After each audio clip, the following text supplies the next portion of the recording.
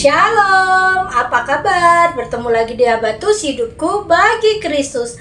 Hai adik-adik, hari ini kita akan belajar dari Matius 11 ayat 20-24. Kita akan membaca bersama-sama ayat 20 ya. Tapi sebelum itu mari kita berdoa. Tuhan Yesus yang baik, kami mengucap syukur karena Engkau memberikan kami kesempatan untuk belajar. Berkati kami supaya kami mengerti, memahami, dan melakukannya dalam hidup kami. Dan hanya di dalam nama Yesus kami percaya berdoa, haleluya, amin. Adik-adik, Ibu Yona akan membacakannya. Yang sudah bisa membaca, baca barengan sama Ibu Yona ya. Kalau yang belum membaca, ayo dengarkan baik-baik. Ayat yang ke-20, lalu Yesus mulai mengecam kota-kota yang tidak bertobat. Sekalipun di situ ia paling banyak melakukan mujizat-mujizatnya. Loh, kenapa bisa ya Tuhan malah marah ke kota-kota itu, tetapi anehnya Tuhan juga banyak melakukan mujizat di situ. Kenapa kira-kira? Nah, ada beberapa kota yang disebutkan di Matius 11 ayat 20 dan sampai 24 ini ya. Kota-kota ini mengalami mujizat. Tuhan sangat sayang. Tuhan memberikan mujizat demi mujizat, keajaiban demi keajaiban, berkat-berkat yang melimpah. Tetapi anehnya, berkat yang besar ini tidak mendorong mereka untuk bertobat. Malah mereka tidak mau bertobat. Mereka mengeraskan hati, tidak percaya kepada Tuhan, sehingga Tuhan akhirnya marah.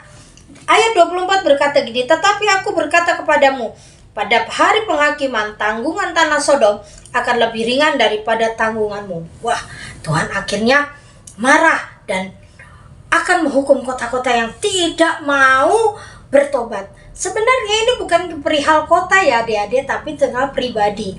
Adik-adik coba hitung berapa berkatmu. Loh, kok ada yang buka dompet? Bukan berkat doang ya. Tapi berkat itu bukan hanya berupa uang, tapi juga berupa kesehatan, berupa perlindungan, berupa pemeliharaan Tuhan, damai sejahtera, kebersamaan dengan keluarga, ada rasa aman. Itu berkat juga loh adik-adik. Hari Jumat kemarin, anaknya Ibu Yona masuk rumah sakit karena diare. Dan waktu masuk rumah sakit, anaknya Bu Yona itu satu ruangan dengan satu anak cantik sekali, anak 4 tahun cantik sekali. Tetapi anak ini tidak bisa melihat, tidak bisa berkata-kata karena dia bisu, dia tidak bisa mendengar dan badannya lumpuh. Ibu Yona, saya bertanya kepada mamanya, "Ibu, anaknya sakit apa?" Ibu itu bercerita bahwa anaknya dulu normal, tetapi waktu umur berapa bulan dia demam, kejang, dan akhirnya mengalami kelumpuhan otot. Dan dia tidak bisa mendengar, tidak bisa melihat, dia juga tidak bisa berkata-kata. Tetapi anehnya, ibu ini sangat kuat menanggung semua prosesnya. Dia sangat baik pada anaknya. Dia mendampingi anaknya siang dan malam, mengajak dia bicara walaupun anak ini tidak bisa mendengar, mengajaknya bercanda, membersihkan badannya, menyisir rambutnya, mendampinginya luar biasa. Dan waktu Ibu Yona tanya, Ibu kuat sekali ya. Dia berkata apa? Bagian saya adalah mencari kesembuhan buat anak saya. Tuhan mau menyembuhkan atau tidak menyembuhkan itu bagian Tuhan, tetapi saya melakukan bagian saya. Wah, waktu Ibu Yona mendengar itu, rasanya wah, ibu ini luar biasa. Katanya selama 4 tahun dia sudah melewati banyak penderitaan, air mata, duka cita, tetapi pada hari ini dia menyerahkan semua pada putusan Tuhan, bahwa semua keputusan Tuhan adalah yang terbaik.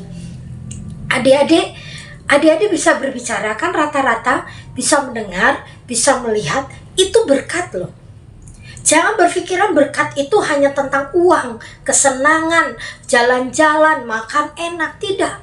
Ternyata kalau kita mau syukuri, saat kita bisa ngunyah makanan, itu juga berkat, apapun makanannya. Kita diajari lewat firman ini adalah untuk bersyukur dalam segala hal.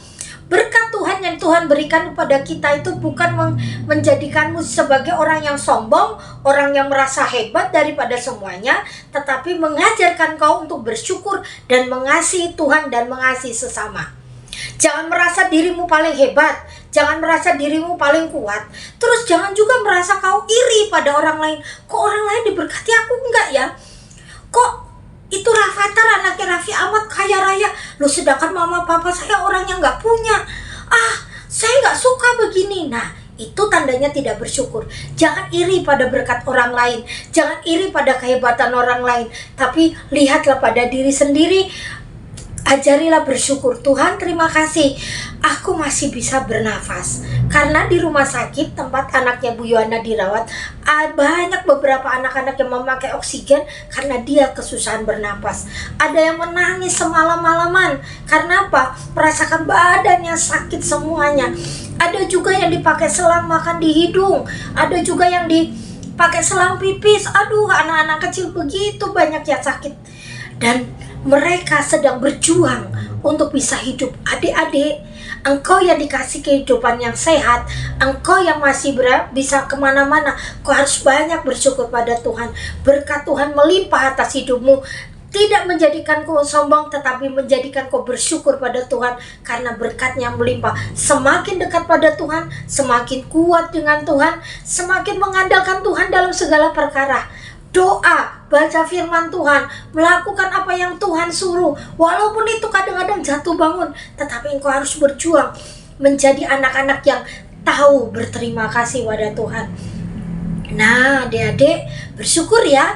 Jangan sampai engkau lupa akan penciptamu. Jangan sampai engkau lupa akan Tuhan yang memberikan begitu banyak berkat. Seperti kota-kota ini yang akhirnya Tuhan hukum.